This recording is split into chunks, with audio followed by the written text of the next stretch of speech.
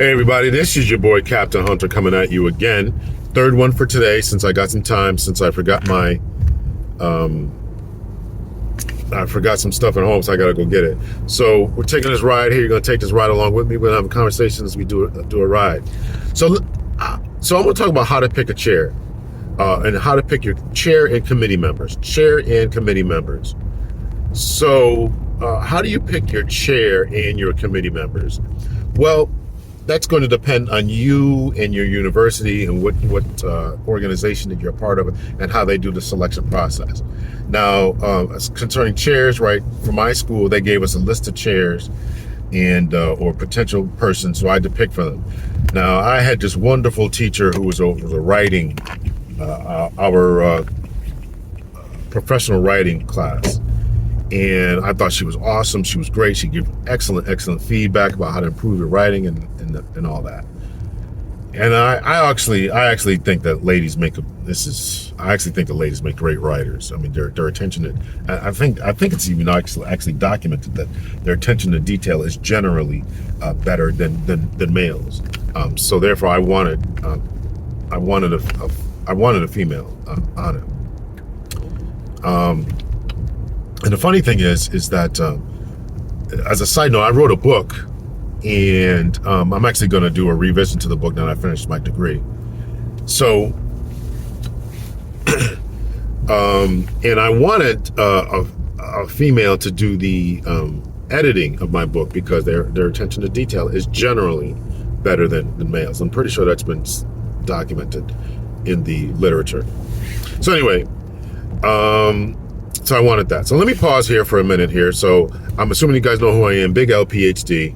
I had recently got my PhD, and this is general conversations in the car about how I got my PhD, and why I decided to go back on my PhD journey, particularly as an older individual, and all that. I went back when I was 47, it's a 3-year program. Assuming you guys are all smart, you can do the math of how old I am now. And I was able to finish a little bit early, and all that. So, all right. So that's the editing process, right? So how do you pick your chair, right? So it's going to be dependent on the school. I would say you want somebody who's obviously smart, intelligent, obviously engaged, passionate about your project, who you can communicate with.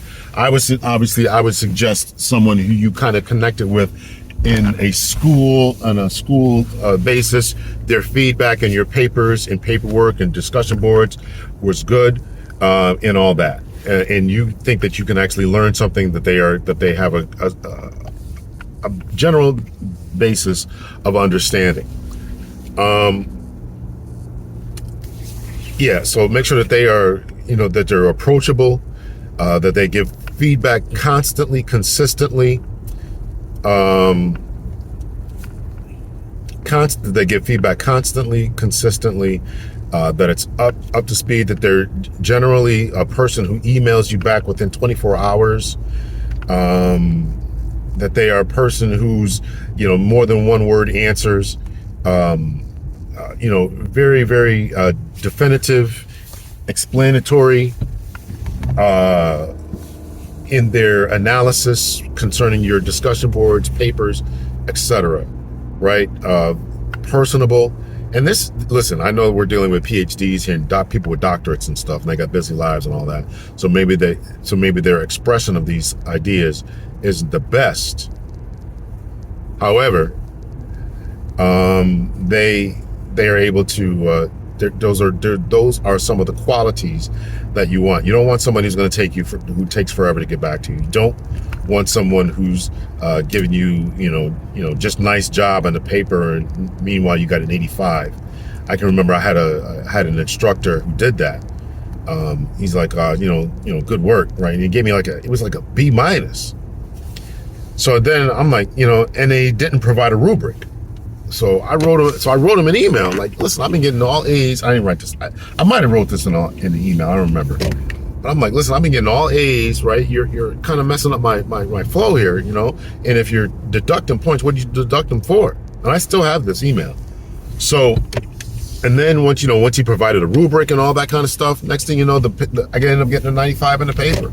A couple of APA reference mistakes and stuff, but the quality of the work that I handed in was like, come on, man, what's going on here? So you want to stay away from people who are like that. And of course, so that's choosing the chair. Responsive, they understand obviously what's going on, their ability to communicate. Now that ability to communicate and forming a type of relationship is difficult when you go to school, if you go for a fully online program. No doubt about it. It's hard. It's hard to do that. So you want to, it's hard to do that, right? So the best you can, try to reach out to people, try to get a sense of what they are, maybe send them some emails, see how long it takes them to respond, things like along those lines. For your chair, for your other committee members, now for me, you're supposed to choose another stats person, and then you're supposed to, now this is for quantitative, you're supposed to choose a stats person, and you're supposed to choose a subject matter expert concerning the other discipline. So remember, I did a leadership, so my chairperson was a leadership PhD, doctorate. Now if I was to do a quantitative, I would have had chosen stats and a criminal justice, because that was the concentration. If you do a concentration in IT, that you had to choose that concentration in nursing, etc. I'm sure you get the point. So what happened was, I did qualitative, so I didn't need a stats person, right? It was really just looking for common themes. I didn't need a stats person. So I ended up reaching out to a stats person, kind of told her what I was doing. She's like, and she agreed, yeah, you don't really need a stats person for the type of survey and type of interviews that you're doing. It won't require a stats person, you just look for common themes. Okay, very good.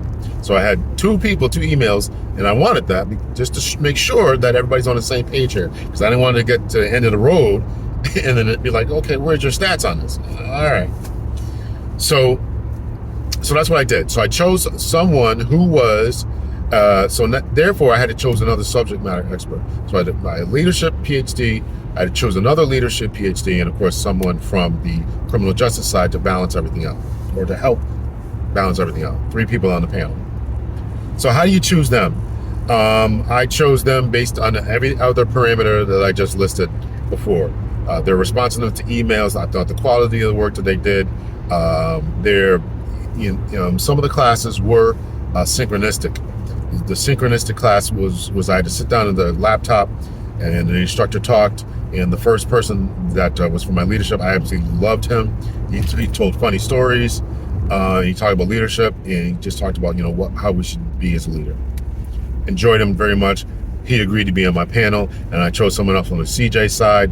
Even though that was asynchronistic, I enjoyed his feedback from my papers and from my discussion boards, and he was always very responsive to emails, always corrected things on time. Those are different things that I was looking for.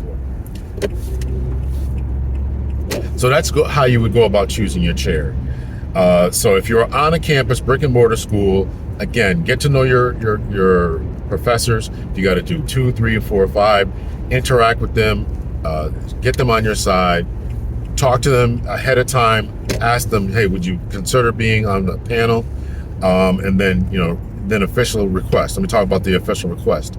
The official request, so let me go to the chair first. So I told you about the woman that I wanted.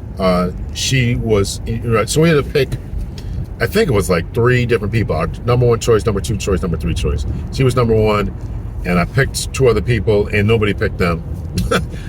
So I don't know if it was 2 or 3 choices, but anyway, none of the people that I chose were on it, and they assigned me to somebody who I never had for any classes, and I had no idea who this man was.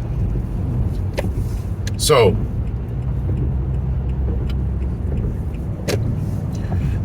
that was that. And then for the committee members, right, you kind of want to send an email buttering them up. And so I sent out the email. One responded like 2 days later, and one responded, man, it was like a week later. I was about to reach out to somebody else. I'm like, I got to get this done. But then actually I think I had just opened up my laptop saying I was going to write to this other person. And lo and behold, the email was there saying, yeah, I'd be glad to be on your panel and stuff. So those are all the parameters: their responsiveness, their enthusiasm, their feedback that they've given you. You might even want to talk to other students to see what their response was, what their interaction was with these different people. They might be a great instructor, but they might be terrible for chair and committee members because they're not responsive. Maybe they're overly anal. Being overly anal wasn't something that was a scare to me, because I wanted to do it right. I know that other people are going to want to read it. I know other doctors, and even sometimes, you got those idiot friends of yours that'll be like, oh, you got your PhD, let me read it. They're not going to read it. But in case they do, I want to stand up to all different scrutiny, all these different eyes on it.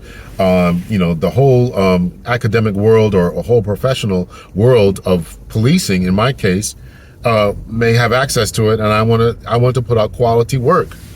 I want to put out quality work. So don't allow someone to say, oh, this person's really, really anal. Don't allow that to put you off. You want that type of criticism and feedback. You want that. You want to put out a good quality work, and when it came down to everything, my format, I don't want to say format. My product was good. There was only very, very minor mistakes that things I had to do, and they really kind of crushed me in the references. I thought I had APA under control, but they were like, "No, this is not right. That's not right." I had to go through the whole APA section. I had like 300 references that I had to go through and kind of reformat. So, but anyway, so that's just how you go through all that. Their responsiveness to emails, their engagement, their enthusiasm, talk to other students, and just try to get a feel for them, and, have a few people on deck and kind of court them early. I would say court them early. Let them know that you're thinking about putting them on the panel. What are their thoughts and all that kind of stuff. So let me know about your dissertation process. Am I on point? How's everything going? And is there anything I missed? Any other topics you want me to cover about my journey and all that? So let me know your thoughts, your opinions, and hit me back in the comment section. Let's get this dialogue going and flowing. Make sure you rate, subscribe, share. Please hit that thumbs up button.